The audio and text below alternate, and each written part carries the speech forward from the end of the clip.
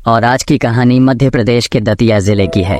इसी जिले में एक गांव है बरगांय। इसी गांव में राजकुमार अहिरवार अपने परिवार के साथ रहते थे।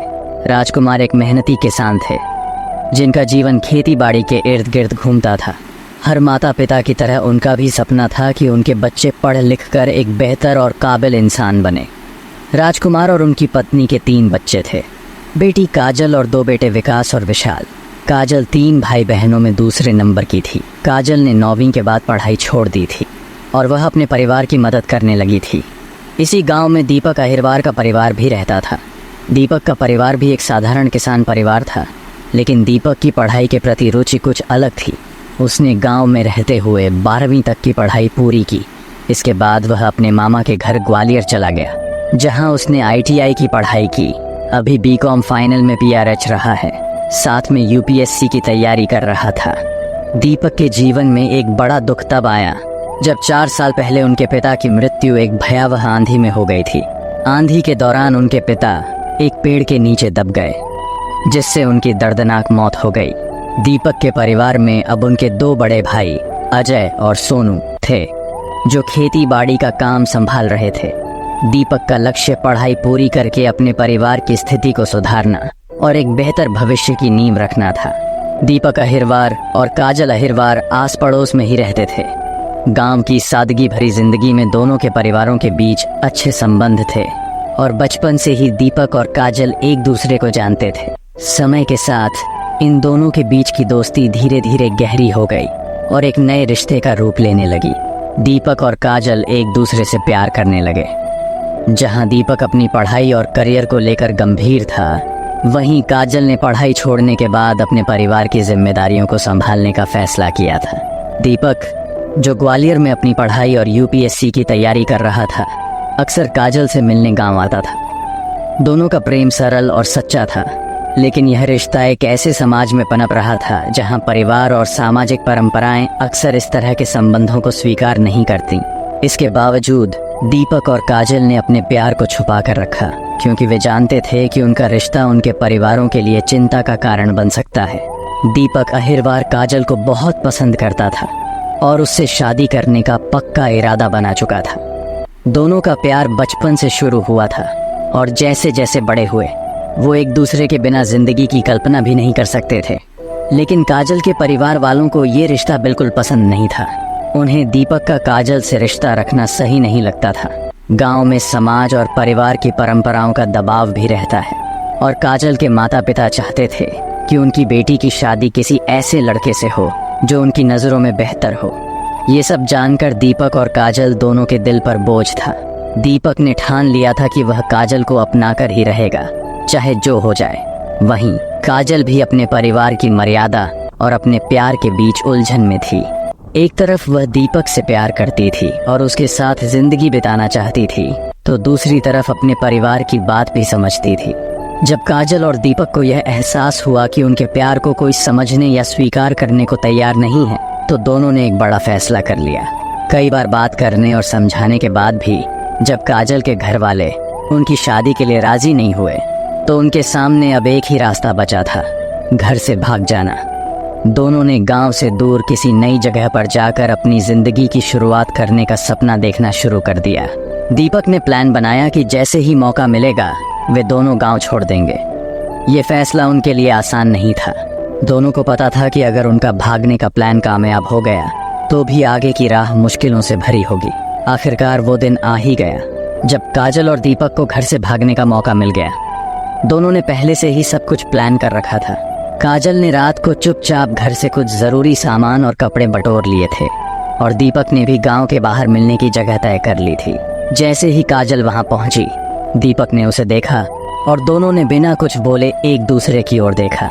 दोनों जानते थे कि यह कदम उनकी जिंदगी को हमेशा के लिए बदल देगा। बिना वक्त गंवाए वे दोनों गांव से दूर निकल गए। सुबह जब काजल के घर वाले जागे तो उन्हें एहसास हुआ कि काजल घर पर नहीं है। पहले तो उन्हें लगा कि शायद वह कहीं बाहर गई होगी, लेकिन जब कुछ समय बीतने के बाद भी उसका कोई अता पता नहीं चला, तो पूरे घर में हलचल मच गई। काजल के माता पिता बेहद परेशान हो गए और उसे ढूंढने के लिए गांव भर में पूछताछ शुरू कर दी। रिश्तेदारों, दोस्तों और आसपास के लोगों से पूछने के बावजूद काजल का कोई सुराग नहीं मिला। दूसरे दिन की सुबह काजल के परिवार के लिए भारी थी। उनकी बेटी बिना कुछ बताए घर से गायब थी और उन्हें समझ नहीं आ रहा था कि आखिर हुआ क्या है। घर में चिंता और डर का माहौल था। आखिरकार हताश होकर उन्होंने दतिया पुलिस थाने में जाकर काजल की गुमशुदगी की रिपोर्ट दर्ज करवाई। पुलिस ने मामला दर्ज किया और जांच शुरू की। परिवार के लोगों ने दीपक के बारे में भी पुलिस को जानकारी दी, क्योंकि उन्हें संदेह था कि काजल और दीपक के बीच कुछ चल रहा था। जांच के दौरान पुलिस को धीरे धीरे यह पता चला कि काजल और दीपक ग्वालियर में हैं। जैसे ही यह जानकारी मिली कि काजल और दीपक ग्वालियर में हैं, दतिया पुलिस तुरंत हरकत में आ गई। परिवार की शिकायत और काजल की सुरक्षा को ध्यान में रखते हुए पुलिस ने एक टीम गठित की जो तुरंत ग्वालियर के लिए रवाना हो गई।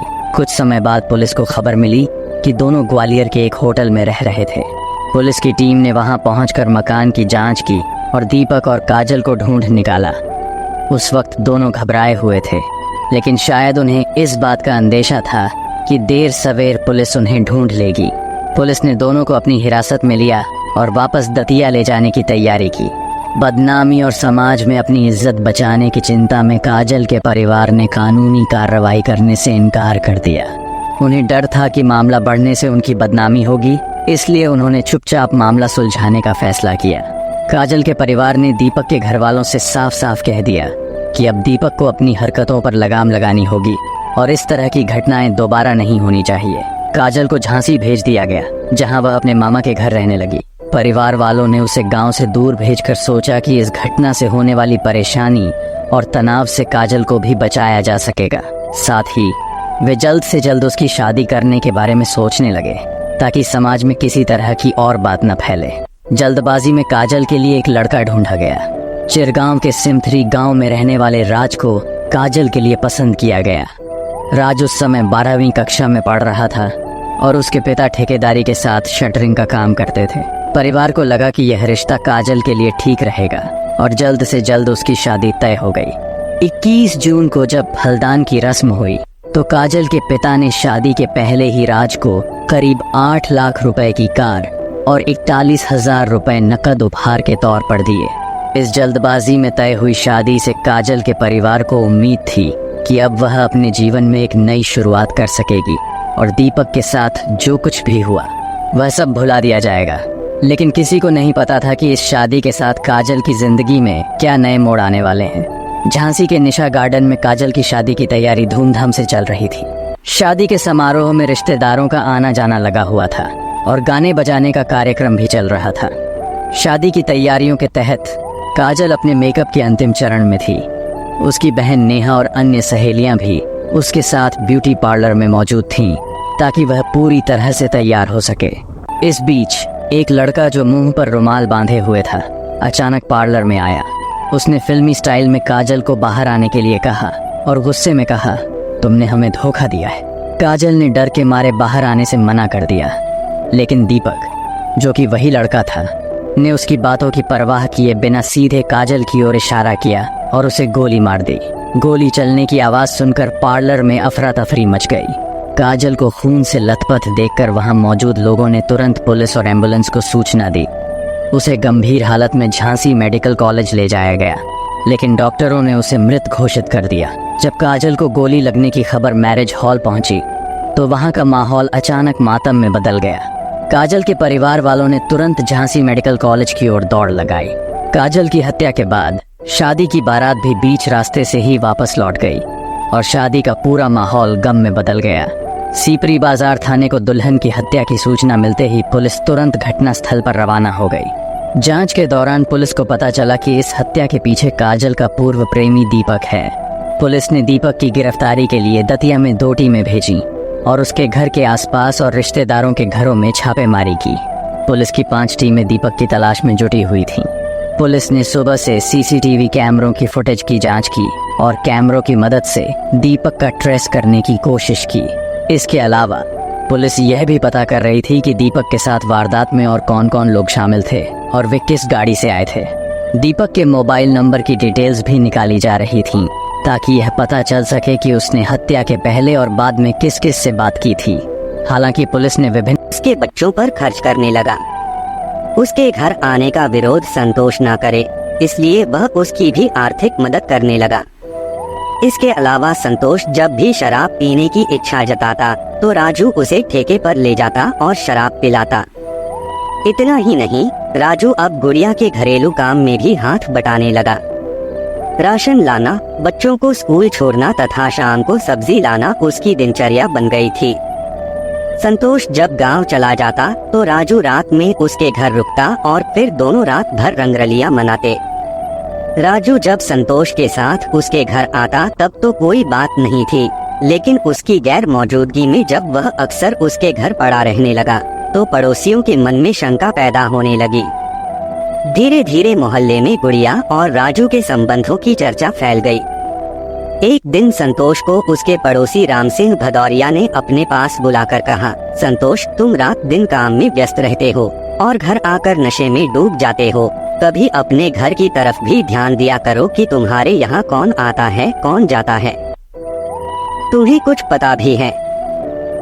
संतोष ने पूछा, चाचा, मेरे घर में तो सब ठीक चल रहा है।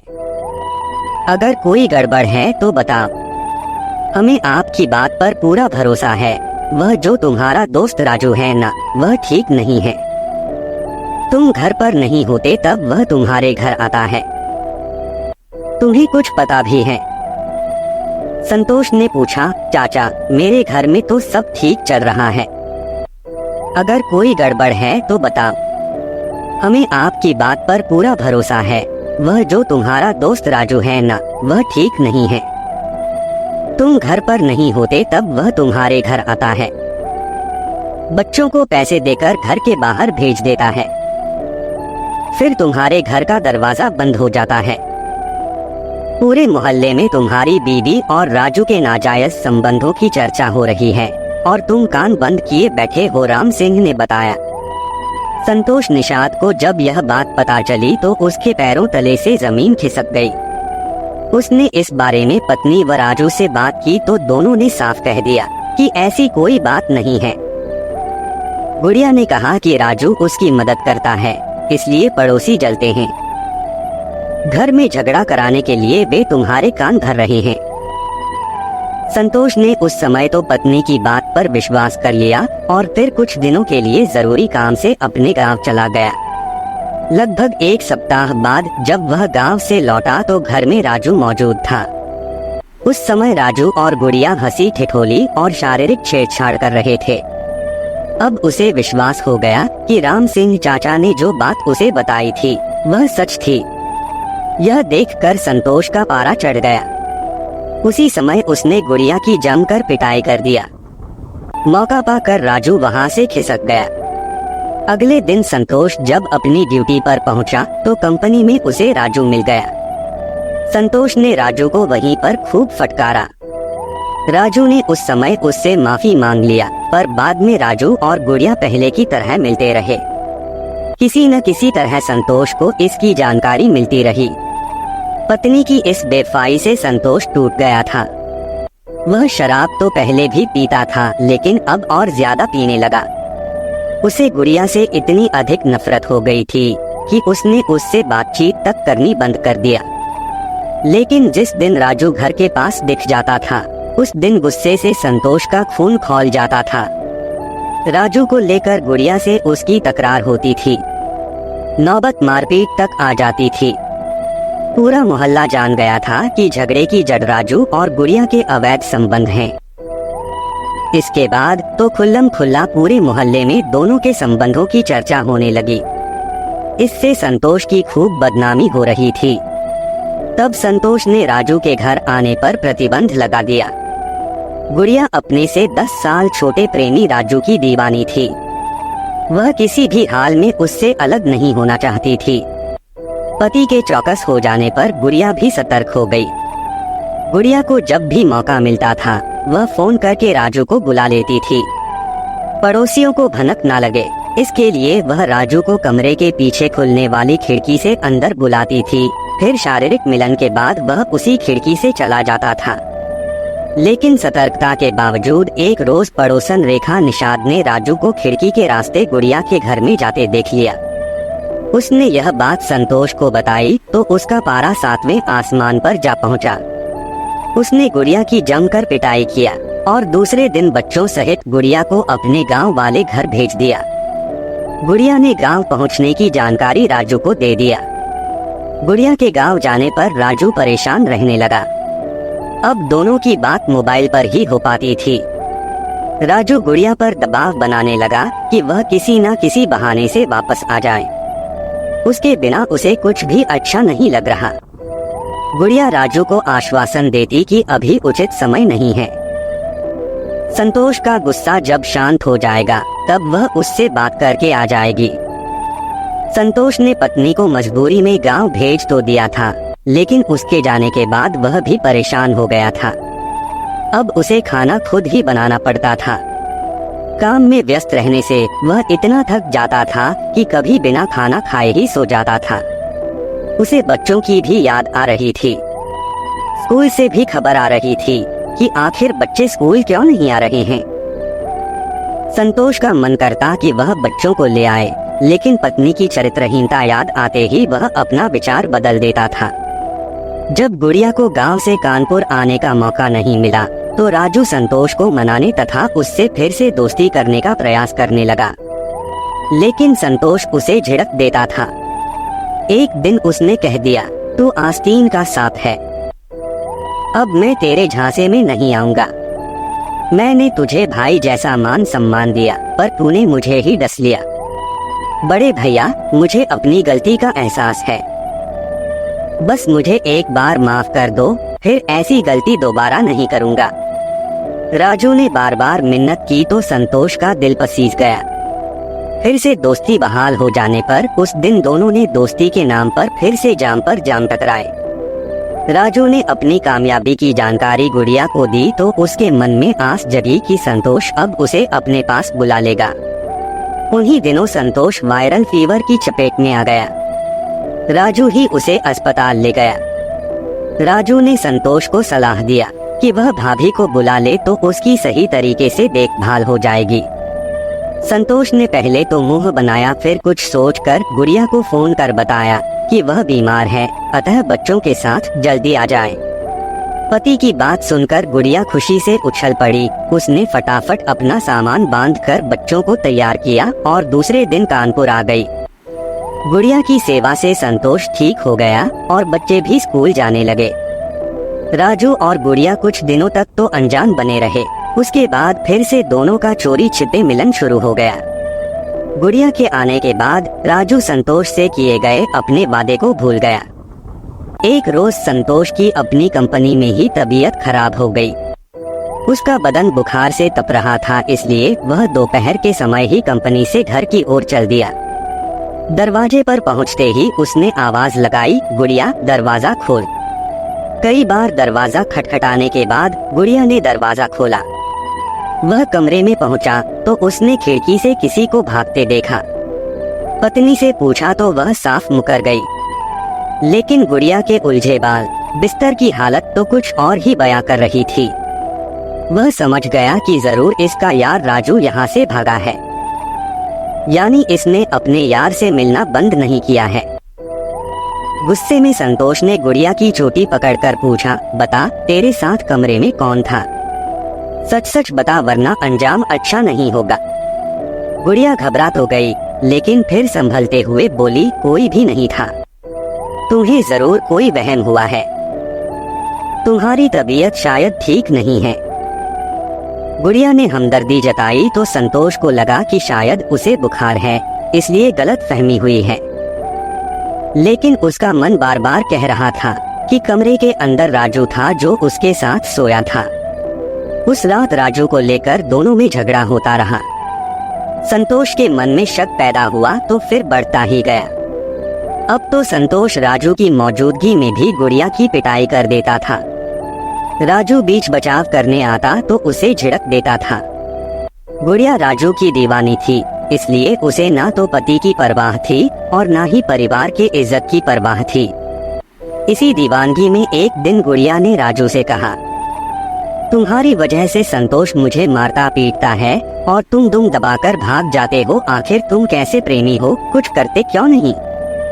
घर का मामला है भाभी, मैं कर भी क्या सकता हूँ। राजू ने मजबूरी जाहिर की। तभी गुड़िया बोली, विरोध तो कर सकते हो, मुझ पर उठने वाला उसका हाथ तो मरोड़ सकते हो। राजू ने कहा, मैं ऐसा नहीं कर सकता भाभी, क्योंकि तुम पर मेरा कोई अधिकार नहीं है। फिर भी मैं तुम्हारी बात पर गौर करूंगा। 28 नवंबर 2018 की रात संतोष यह कहकर घर से निकला कि वह अपनी ड्यूटी पर जा रहा है। संतोष चला गया तो गुड़िया ने राजू से मोबाइल पर बात किया। राजू, तुम फटाफट आ जाओ, आज तो मौज ही मौज है। वह घर पर नहीं है, पूरी रात अपनी है, जमकर मौज मस्ती करेंगे।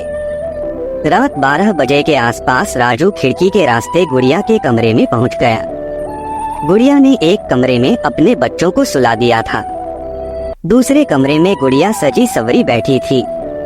आते ही राजू ने गुड़िया को अपने बाहुपाश में लिया और दोनों जिस्मानी भूख मिटाने लगे। इधर सुबह 5 बजे संतोष घर आया। वह कमरे के पास पहुंचा तो उसने कमरे के अंदर हंसने की आवाजें सुनी। संतोष का माथा ठनका। वह समझ गया कि कमरे के अंदर गुड़िया और राजू ही होंगे। गुस्से में उसने दरवाजा पीटना शुरू किया। तो कुछ देर बाद गुड़िया ने दरवाजा खोला तो उसने खिड़की से कूदते राजू को देख लिया था। संतोष ने गुस्से में गुड़िया के बाल पकड़े और उसे जमीन पर गिरा दिया। फिर वह उसे लात घूंसों से पीटने लगा। अचानक संतोष की नजर कमरे में रखी कुल्हाड़ी पर पड़ी। उसने कुल्हाड़ी उठाई और ताबड़तोड़ कई बार गुड़िया के सिर और गर्दन पर किए। गुड़िया खून से लथपथ होकर जान बख्श देने की गुहार लगाने लगी। शोर सुनकर बच्चे भी जाग गए, लेकिन पिता का रौद्र रूप देखकर वे सहम गए। फिर भी कृष्णा ने बाप के हाथ से कुल्हाड़ी छीन लिया और बोला, पापा, मम्मी को मत मारो, हम लोगों को रोटी कौन देगा। कहते हुए कृष्णा कुल्हाड़ी लेकर घर के बाहर भागा। उसने पड़ोस में रहने वाली रेखा आंटी को बताया कि उसके पापा उसकी मम्मी को कुल्हाड़ी से मार रहे हैं। रेखा भागी भागी गुड़िया के कमरे में पहुंची। गुड़िया की उस समय सांसें चल रही थीं। रेखा पुलिस को फोन करने कमरे से बाहर आई तो संतोष ने कमरे में रखा फावड़ा उठा लिया और जोरदार वार करके गुड़िया को मौत के घाट उतार दिया। हत्या करने के बाद संतोष भागा नहीं, बल्कि पत्नी के शव के पास बैठकर फूट फूट कर रोने लगा। इधर रेखा निषाद ने पड़ोसियों व थाना अरमापुर पुलिस को सूचना दे दिया। खबर मिलते ही अरमापुर थाना प्रभारी RK सिंह भी वहां आ गए। उन्होंने घटनास्थल का निरीक्षण किया, फिर मृतका के पति संतोष व उसके बच्चों से बात किया। संतोष ने हत्या का जुर्म कबूलते हुए पुलिस अधिकारियों को बताया कि उसकी पत्नी बदचलन थी, इसलिए उसे मार दिया। उसे हत्या का कोई अफसोस नहीं है। मृतका के बच्चों ने बताया कि मां की हत्या उसके पिता संतोष ने उनकी आंखों के सामने की थी। उन्होंने मां को बचाने का प्रयास भी किया था, लेकिन बचा नहीं सके। पड़ोसी रेखा भी हत्या की चश्मदीद गवाह बनी। थाना अरमापुर के इंस्पेक्टर RK सिंह ने मृतका गुड़िया के शव को पोस्टमार्टम हाउस भिजवाया। फिर रेखा निषाद को वादी बनाकर संतोष निषाद के खिलाफ हत्या की रिपोर्ट दर्ज कर लिया। पोस्टमार्टम के बाद शव को मृतका के माता पिता को सौंप दिया गया। कृष्णा, नंदिनी व लाडो को भी पालन पोषण के लिए नाना नानी अपने साथ ले गए। 30 नवंबर 2018 को पुलिस ने अभियुक्त संतोष निषाद को कानपुर कोर्ट में रिमांड मजिस्ट्रेट के समक्ष पेश किया, जहां से उसे जिला जेल भेज दिया गया। कहानी लिखे जाने तक उसकी जमानत नहीं हुई थी। सभी बच्चे अपनी ननिहाल में थे। ममता मैडम ने मुझे कई बार बोला था कि बनारस की कोई कहानी सुनाइए, तो आज की कहानी बनारस की थी, जिसकी फरमाइश ममता सिंह मैडम ने किया था। कहानी को लास्ट तक सुनने के लिए आपका धन्यवाद। इस कहानी के बारे में अपनी राय कमेंट करके जरूर बताइएगा और ऐसी ही अपराध की सच्ची कहानियों के लिए हमारे चैनल क्राइम की कहानी को सब्सक्राइब कर लीजिए। कहानी को लाइक और शेयर जरूर करें। धन्यवाद।